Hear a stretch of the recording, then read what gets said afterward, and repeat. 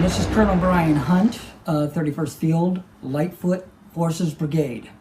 I'm the brigade commander, aka state commander. This section is going to be on radio communications, and we have endeavored to put together high quality communications within my command system. This is a Wuxin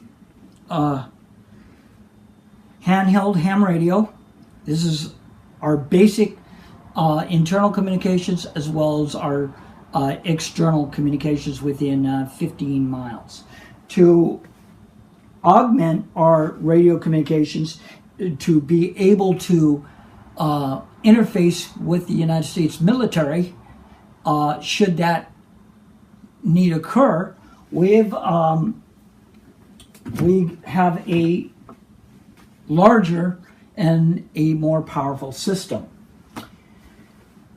This model here that you see standing here is called a Prick 25 knockoff. What that is we had a specially designed ham radio set up as a backpack radio, pretty much like what the troops used in the Vietnam War. This is a very powerful radio. It's a 9000 David. And on radio field tests, we've reached out to 300 to 400 miles on recent radio tests. And it comes with an antenna that's collapsible. This actually unscrews, and you can screw it back in. This radio's actually got 3 antennas. This is a collapsible antenna. When it's not in use, we collapse it down like this, and you can put it in your backpack. This is a specially made antenna. That's an experimental antenna that was put together by a gentleman who builds these radios for the U.S. military. He builds smaller ones. I elected to have this size radio simply because the smaller radios didn't look field expedient to me.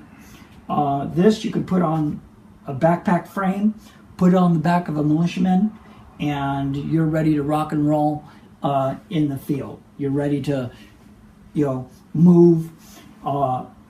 So we have this antenna, which is it's called a red antenna, and it's a collapsible antenna. We have this one. I'm going to move over here a minute.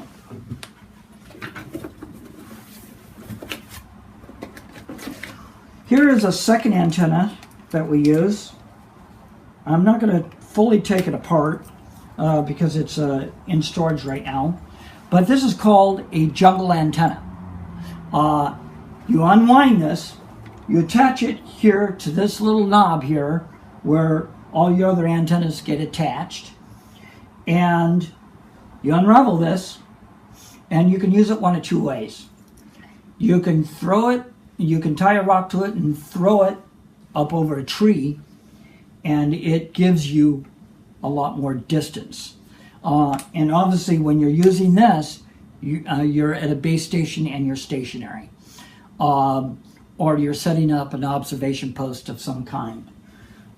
We have another experimental antenna that is not with me right now. It's being repaired, but it's called a extension, and it's a 5-foot extension pole that gets attached right here.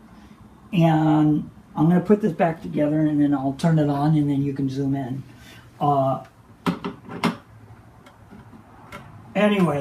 That extension pole is a 5-foot pole.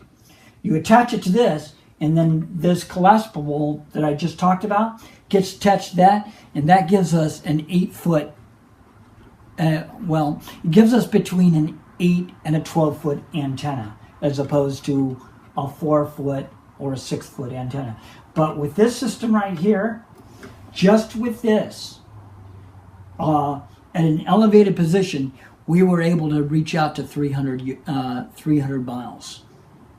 And the basic radio that we have, the 9000 David, it's a TH 9000 David.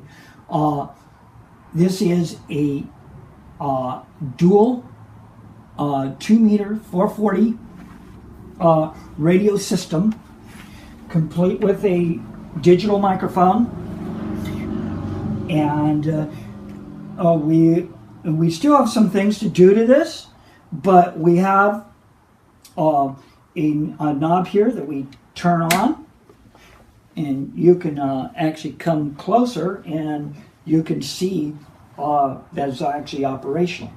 Now, on this particular radio, we have not only ham 2-meter and 440, we have GMRS and FRS embedded in it. So if you don't have a ham radio license, guess what? You can use GMRS and FRS, and that's part of our internal communications.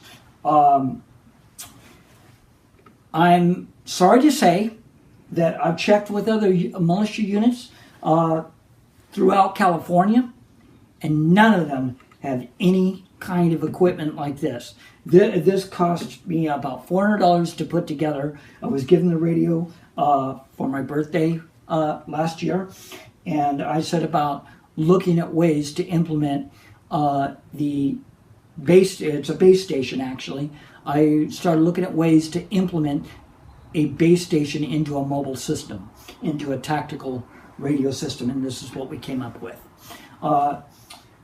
In closing, please visit us at www.31st, that's 31st, headquarters -csm.weebly.com.